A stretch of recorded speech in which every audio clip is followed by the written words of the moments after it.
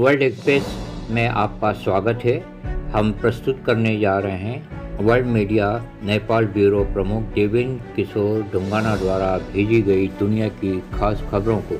ये खबरें आपको बहुत अच्छी लगेंगी। आपकी प्रतिक्रियाओं का स्वागत है। खबरें इस प्रकार हैं। समन के सना में गंभीर कुपोषण से पीड़ित देश की एक लड़की की मार्मिक तस्वीर, जो यमन के सना में इलाज के इंतजार में अस्पताल में लेटी हुई है, सामने आई है। विश्व खाद्य कार्यक्रम WFP ने किया ऐलान, वह धन की कमी के कारण युद्धग्रस्त क्षेत्र में अपनी कुपोषण निवारण गतिविधियों को कर रहा है निलंबित। इस कदम से 36 लाख लोग होंगे प्रभावित।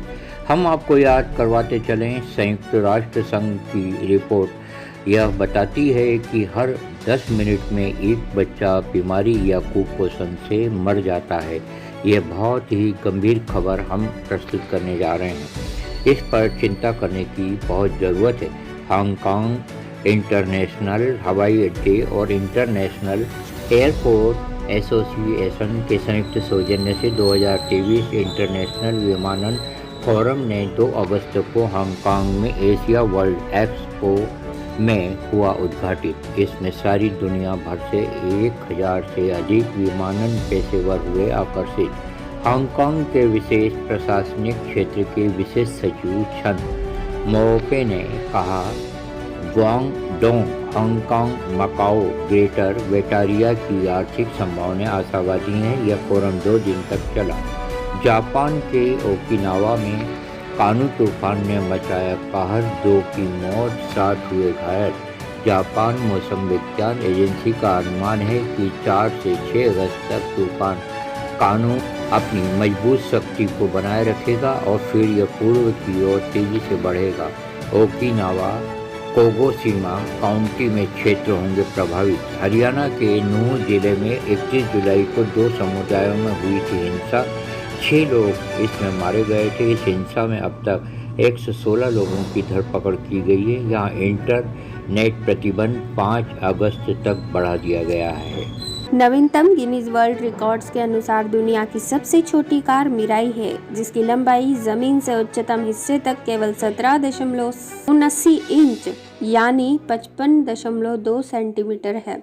मिराई जापान के असाई शहर में ओकायामा सान्यो हाई स्कूल के छात्रों और शिक्षकों द्वारा संयुक्त रूप से पूरा किया गया एक प्रोजेक्ट है।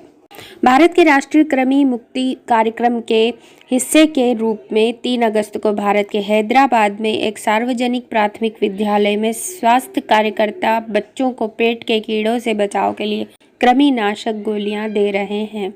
मुंबई स्थित चीनी जनरल कॉन्सुलेट महावाणिज्य दूतावास के काउंसल जनरल खोंग सेन हुआ ने भारतीय निर्यात संगठनों के संघ FIEO की अध्यक्ष सुजाता उचिल और मैनेजर अंकित अरुल देवलेकर से की मुलाकात। सुश्री सुजाता ने कहा, FIEO हर साल कई व्यापारिक संवर्धन गतिविधियों का संयोजन करता है। काउंसलर जनरल खोंग ने चीन भारत व्यापार आदान प्रदान में FIEO के प्रयासों की सराहना की।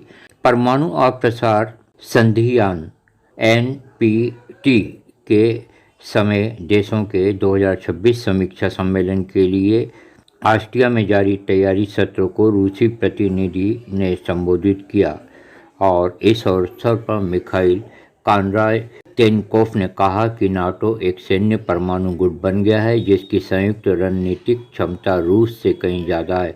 नाटो देशों और उसके सहयोगियों का सैन्य बजट वैश्विक सैन्य खर्च के लगभग 2/3 हिस्से के बराबर है। खबरें सुनी गई हैं, अमेरिका और उसके पूर्वी देशों की पूर्वी यूरोप में परमाणु हथियार तैनात करने की योजना है। पोलैंड के प्रतिनिधि एडम बुगास्की ने बेलारूस के परमाणु हथियारों की तैनाती के लिए रूस की आलोचना की। उन्होंने स्पष्ट शब्दों में कहा, ये कदम NPT के तहत उसकी वचनबद्धता का सरासर उल्लंघन करता है।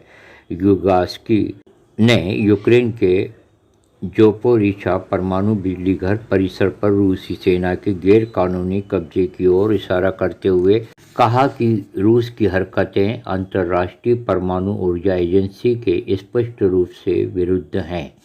मध्य पश्चिमी अमेरिका में फिनिक्स एरिज़ोना में तापमान 43.3 डिग्री सेल्सियस तक पहुंच गया। इस जगह का तापमान लगातार 30 दिनों तक 40 डिग्री सेल्सियस से अधिक रहा, जिसने एक ऐतिहासिक रिकॉर्ड बनाया। अभूतपूर्व गर्मी ने दुनिया को संकट में डाल दिया है और कैक्टस कोई अपवाद नहीं है।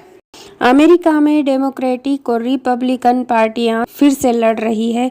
इस बार ऐसा इसलिए हुआ क्योंकि अंतर्राष्ट्रीय रेटिंग एजेंसी पहली बार अमेरिकी क्रेडिट रेटिंग को डाउनग्रेड कर दिया और अमेरिका की दीर्घकालिक विदेशी मुद्रा जारीकर्ता डिफॉल्ट रेटिंग को AAA से घटाकर AA+ कर दिया। खबर सामने आते ही अमेरिका की दो पार्टियों ने एक दूसरे पर आरोप लगाए। डेमोक्रेटिक पार्टी ने दावा किया कि क्रेडिट डाउनग्रेड रिपब्लिकन द्वारा कृत्रिम रूप से बनाए गए डिफॉल्ट संकट का परिणाम था, जबकि रिपब्लिकन पार्टी ने इसका कारण बाइडेन सरकार के आर्थिक मामलों के अप्रभावी संचालन को बताया। दोनों पार्टियों के बीच झगड़ा एक महत्वपूर्ण कारण की पुष्टि करती है कि फिच ने अमेरिकी क्रेडिट रेटिंग क्यों कम की। एजेंसी ने एक बयान जारी कर कहा कि पिछले 20 वर्षों में अमेरिका में ऋण सीमा पर बार बार राजनीतिक गतिरोध हुआ था और अक्सर आखिरी मिनट तक इसे हल किया जाता था, जिसने अमेरिका की वित्त प्रबंधन की क्षमता में लोगों के विश्वास को कम कर दिया है। जय भारत, जय विश्व।